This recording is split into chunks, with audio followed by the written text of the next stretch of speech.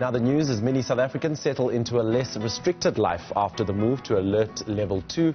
Those who have recovered from COVID-19 continue to be plagued by anxiety. Stressful and extra cautious, they are just some of the words used by those who've had to isolate and medicate in attempts to heal from this disease that has claimed nearly 13,000 lives in the country. Our next guest is a COVID-19 survivor who says that despite his introverted nature, he still ended up getting infected. And with bars and restaurants now open, some people worry about what may happen in the weeks to come. Tshepang Mosane feels that the move to level 2 should have been delayed. He joins us now to tell us more about his recovery journey and why he thinks the move to level 2 may have been too soon. Tshepang, thank you so much for your time and thank you for joining us on Weekend Dawn. Why do you think it's a bit too early or too soon that government has opted for level 2 lockdown? Morning. The reason why I'm thinking that it's too soon for government to move to level 2. We all understand that our economy is affected and it's a problem, but the truth is COVID-19 is alive and it's very dangerous. Imagine what's going to happen in the clubs after so many people have taken a lot of drinks. You know how people behave after they've taken so many drinks. And we also aware that after these clubbing things, they're going to go back home, they're going to affect their families. And from my experience about this COVID-19, it's very dangerous. And if you are not emotionally and physically and spiritually prepared, it's going to break you into pieces, because that's what I felt. Imagine being alone in the room without being with people. And all you are doing, you are dealing with so many pains in your life. So the issue of moving to level 2, it's very quick, and it's gonna be a burden on our health system, especially when it comes to the issue of the clubs and the drinking of alcohol, because we all know that after we had so many alcohols, we misbehave. People, they're gonna start taking off their mask. People, they will forget about the social distancing, and that's my opinion about moving to level 2.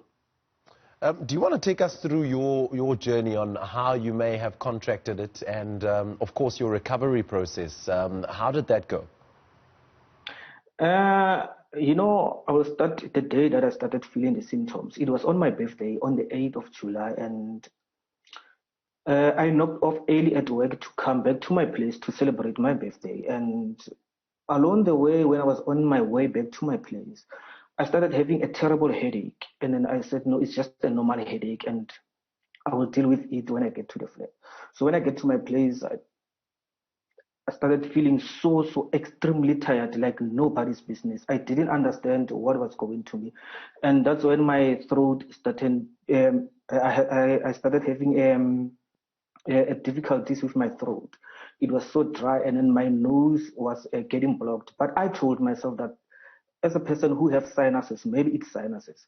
And then when I got to my place, I ate and then I slept. And in the middle of the night, everything started to be worse. I couldn't even move my body. I was so extremely tired.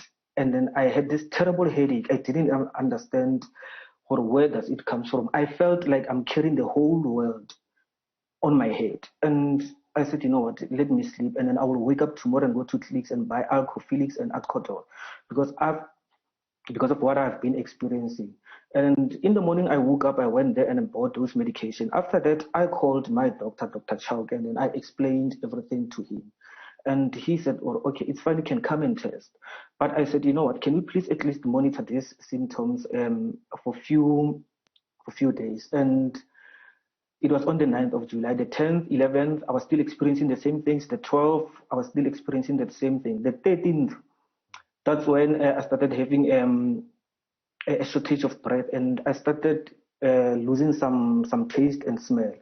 And I called him and said, you know what, can you please do some tests, because now I'm starting to experience some other things. And then I went to him, and then we tested, and he told me to know you must stay indoors. I said, okay, it's fine. I've been isolating since I started experiencing these symptoms. And on the 15th, around past 9, that's when I got my result, and then they said, you are positive. And as I have mentioned that you need to be emotionally, physically, and spiritually prepared. I was emotionally and spiritually prepared, but it was a shock to me as an introvert person. Where did I get the virus? But I told myself that I need to take the precaution. I need to take the medication that the doctor gave me, and I need to go and buy some other medication. I remember I asked one of my friends to come and go and buy some medication, and she did that. And through my journey of recovery, most of the things that I was doing, I was steaming a lot, like nobody's business. I was steaming more than 7 to 8 times a day with a hot water and a Vicks. And I will boil lemon, ginger, garlic, and honey, and mix them with weed and drink them. And after that, yeah, things started to get better. But one thing that I've realized about this virus is during the day you are okay. At night, that's where everything starts to happen. It's like there is someone who's pressing something, then say, no, now you need to wake up and deal with these people. Because most of the difficulties that I was facing, it was during at night. At night, I will start experiencing a shortage of breath. At night, I will start having fever. I will have this headache. I'm blocked. I can't even do anything. And one thing that I can say is to people, they must be careful. A person who's an introvert like me, who goes to work and come back and sit indoors, was able to get this virus. What about the people who are always on the street? You see.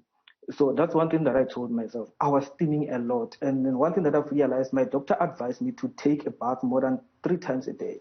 And then I must keep warm. I must always be warm.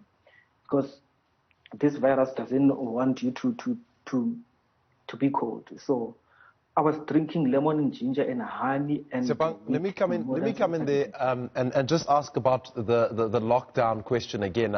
Where, in your ideal world, where should we be when it comes to the lockdown, considering that the numbers are still escalating? What level of lockdown do you think we should be on now to be able to handle this pandemic? I think we should be on level 5, because we all know that this virus is killing people. We all know how we behave. We all know how people don't want to stay indoors. So we should be on level 5 until these numbers of cases start to go down more. Because even now, if you can check, the cases are still on 1,000. We are not even less than 100. We're still moving on 1,000, and we don't even know when is these cases are going to reduce. But now, since the country is on level 2, I'm quite sure that the cases are still going to increase. We're still going to face another second round of this outbreak. Yourself, how did you deal with the stress and anxiety that came about with it? Were there fears of death, fears that you might pass it on to somebody else? One thing that I told myself is I'm a Christian.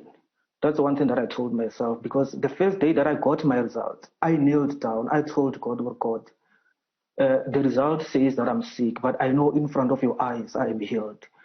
So that's one thing that encouraged me. And I was praying a lot. I was telling God, oh God, this is the situation.